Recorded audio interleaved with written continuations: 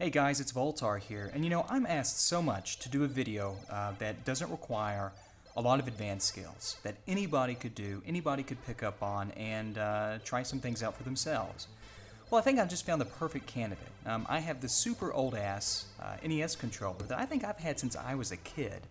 I found it in an old drawer, and man, I tried to play some Mega Man 2, and of course the legendary Pictionary, and these buttons are getting mushier and mushier as the time goes on. I'm sure you guys know what I'm talking about. You press a button down and it just doesn't respond. And it doesn't have that nice feeling travel going down, and it doesn't spring back up. Well, I'm having that on the D-pad and on the A button. So I figured we would restore this controller in addition to doing some pretty cool mods that anybody could do. This is going to be a super quick fun video, so I hope you enjoy it. Sit back, strap on, and let's do what Nintendo don't.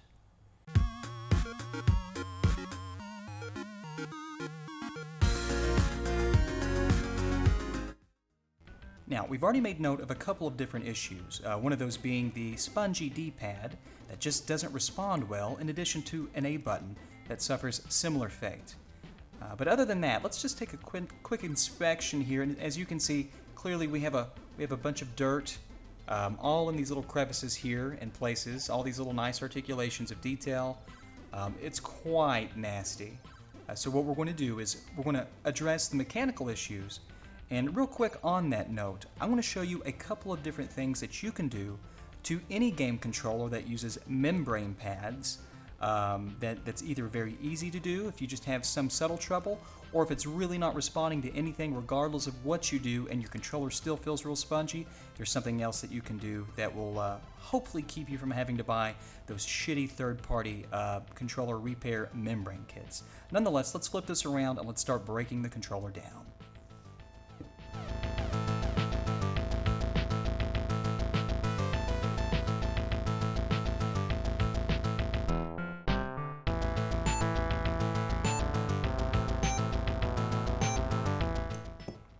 Okay, we're just going to turn this around and do the good old topple and flopple.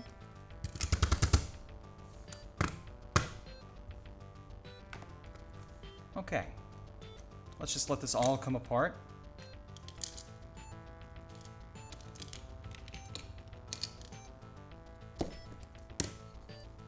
Whew.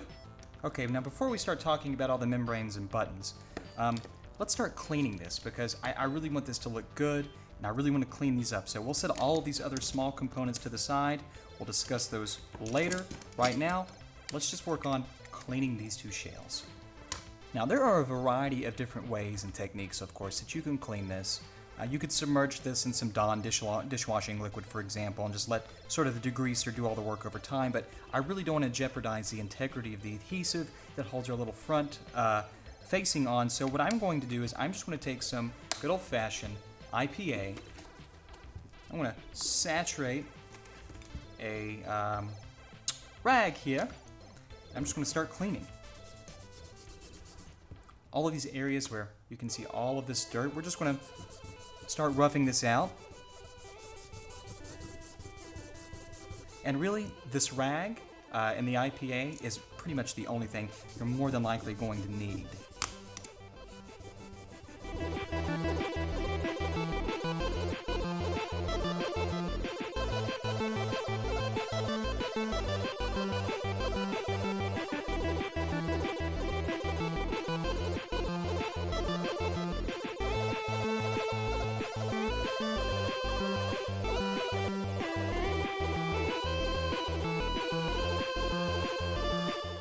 Well, that's a tremendous difference, and before we work on the bottom half, let's go into a little more detail. Now, I want to zoom in on this so you can see some areas that you really need to pay attention to where maybe, you could probably do most of this, like I said, with a washcloth, but maybe a nice toothbrush, preferably retro RGBs, would be a better tool for the job. Let's zoom in and take a look at these button cavities. Okay, so we're zoomed in here nice and tight, and I want to tilt this just so you can see this is, I don't know, 30 years, maybe, of debris and gunk and human skin cells and Jesus Christ, whatever, what have you. And it's just as important to remove this. Actually, what we just did is not nearly as important as removing this, because this is why, partially why buttons become gummy and sticky. They don't respond very well, they don't travel up and down appropriately. We need to get in here and clean this. So we have a couple of options. Either we can just take our rag and we can sort of poke it through there and do some rotations, or what I like to do to really get in there is I'll just take a toothbrush that I used to clean with, and I'm just going to insert it at an angle. And I'm just going to go in circles here, just like this, to kind of help break some of that up. If I can't really get in there with my, let me hold it like this. There we go. If I can't get in there with my washcloth or my cleaning rag. So we'll make a few revolutions here.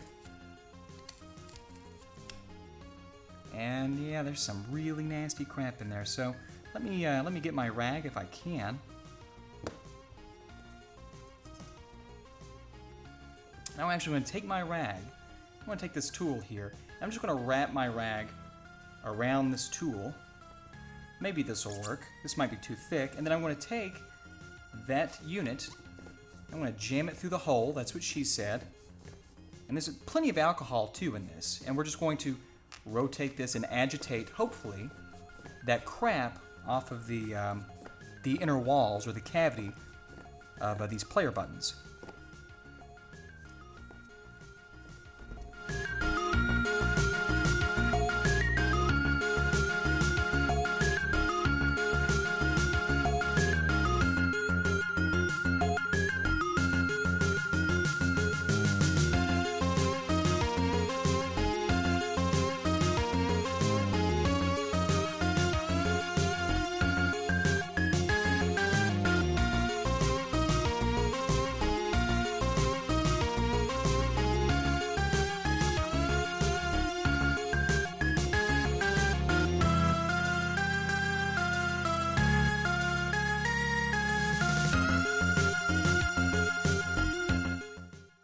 Now, the first order of business when restoring these membrane pads is to clean them.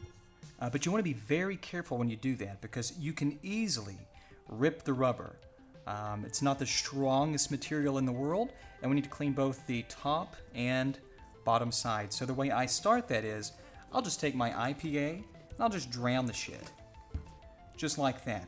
And very carefully, I'll take my brush and very lightly agitate these because you would be really, really surprised by the gunk, the debris, all of the sort of stuff that caramelizes over 30 years or 20 years and keeps these from being very responsive.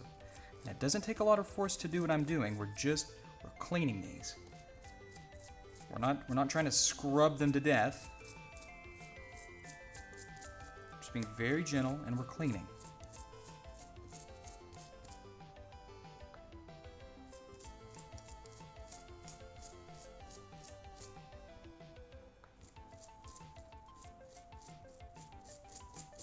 Okay, now we'll do the back sides. And it's important when you do the backs to kind of push them down too, just to see how well they're flexing. So I'm just going to come in here.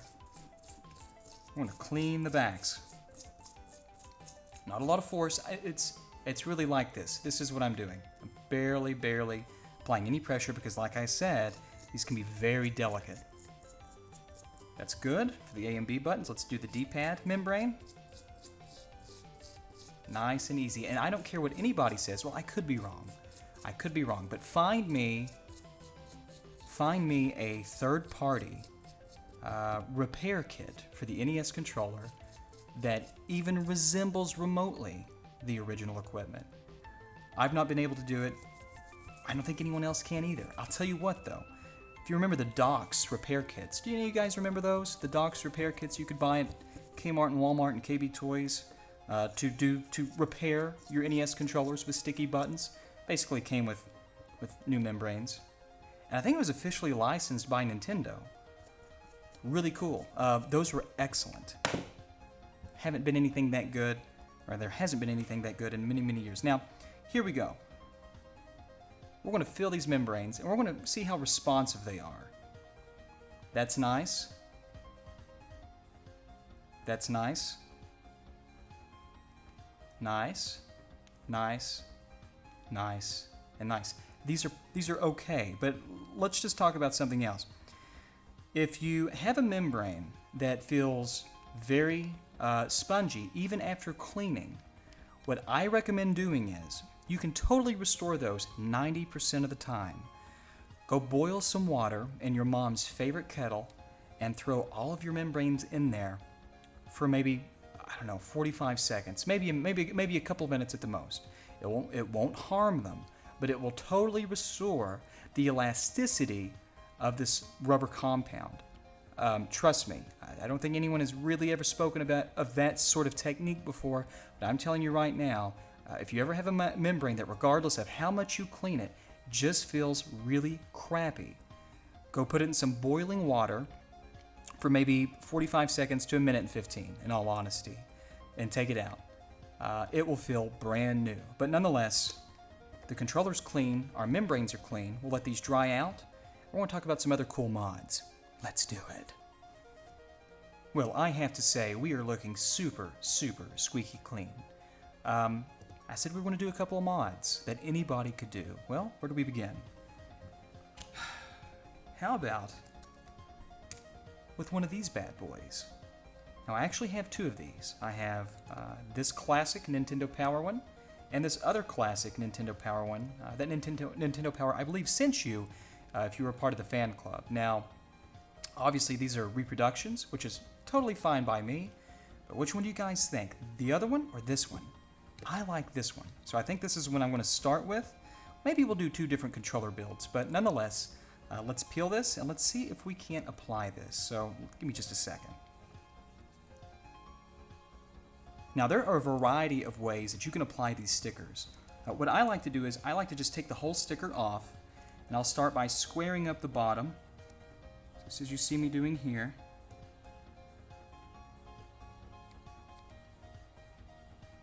Okay, once you get that fairly squared to about, right there's pretty good. In that area there, we'll start rolling this on. Actually rotate it up. Attaboy. Just like that. Now you can see what I'm doing here. Everything is rolling on uniformly. I'm just going to put this into position like so. Keep going, keep going. Roll. So you don't get any air bubbles. Just like that. Pretty cool. What else are we going to do? Well, here's something that's super uncommon, yet it's really cool. Steve Kulov sent me this Game Boy that he screwed up like a frickin' moron trying to do a backlight, or I'm sorry, a biverting mod for a friend of his. Well, the screen's bad, but the controls and the mainboard itself are okay. I have plans for the rest of this, but I want these buttons. Why do I want these buttons? Well, NES buttons are concave, right? Game Boy buttons aren't. And they're a direct drop-in replacement. So not only is that, but the D-pad too. Let's swap these out and let's see how they feel, because I'll tell you guys, they feel really good. And of course, you don't have to rob official buttons from a Game Boy DMG. You can buy DMG, third-party buttons, and that'll work just fine. But let's rip this apart. Let's take the buttons. Let's put them in.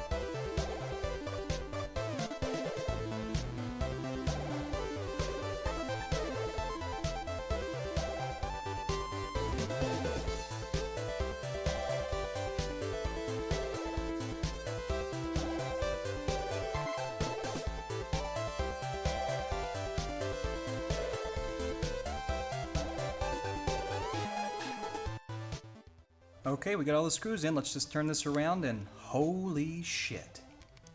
Well, that is pretty damn cool, and anybody could do this.